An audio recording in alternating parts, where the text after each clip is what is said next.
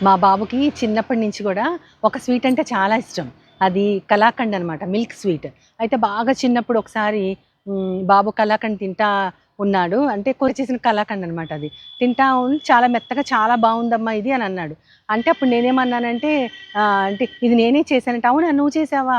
అంటే బయటది కాదా? అంటే షాప్‌లోది కాదా? అంటే కాదని అని చెప్పాను. తర్వాత వాడితో మాట్లాడుతూ నేనన్నాను, అది ఎలా చేస్తారంటే పాలు విరిగిపోతాయి గదా! దాంతో పాలన్నీ పాడైపోయినప్పుడు ఆ పాలతో చేస్తారంటే, ఛీ! ఛీ! అనేసాడు ఒకేసారి. అంటే విరిగిపోయిన పాలతో చేస్తారా? అంటే పాలు ఇలాగా పెరుగులాగా అయిపోద్ది కదా! దాంతో చేస్తారంటే వాడు చిన్నప్పుడు కదా అర్థం కాదు. కానీ వాడికి చెప్పేసరికి వాడు కొంచెం చిరాకు పడ్డాడనమాట. దాంతోనా ఈ స్వీటు అని అన్నాడు కానీ, అది వాడికి చాలా ఇష్టమైన స్వీటు.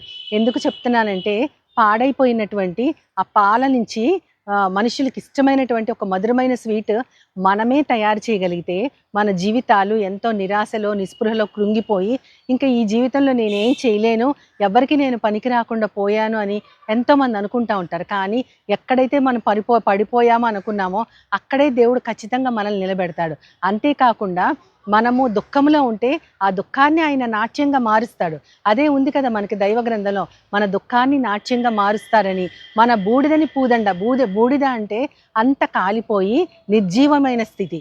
ఆ నిర్జీవమైన స్థితిని గూడా దేవుడు పువ్వుల దండగా అంటే ఎవరినన్నా చక్కగా వాళ్ళని అలంకరించడానికి ఉపయోగించే పువ్వుల దండగా అది ఎంతో సువాసన భరితంగా ఎంతో చక్కగా చేయగలుగుతారు. అంతేకాకుండా యెహెజ్కేలు గ్రంథంలో కూడా ఆ యొక్క ఎండిపోయిన ఎముకల లోయల్లోంచి దేవుడు ఆత్మకంగా పలికినటువంటి ఆ యొక్క ఒక్క మాట ద్వారా ప్రవక్త ద్వారా పలికించిన మాట ద్వారా ఎండిపోయిన ఎముకల్లోంచి మహాసైన్యం పుడతది. అంటే హ్మ్.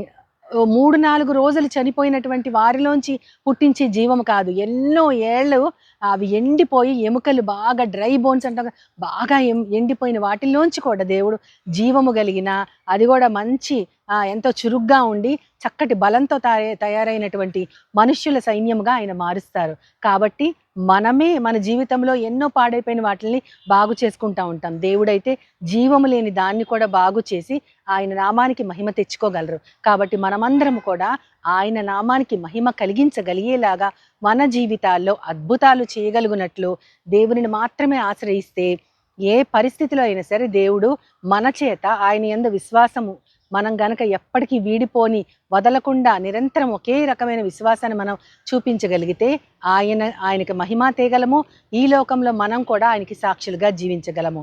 ఆ విధంగా మనమందరం కూడా దేవుని చేత గొప్ప అద్భుతాలు జరిగించగల గొప్ప ఆయనకి పేరు తేగల సైన్యంలాగా ఉండాలని మనందరి పక్షాన నేను యేసుక్రీస్తు వారిని వేడుకుంటున్నాను. ఆమేన్.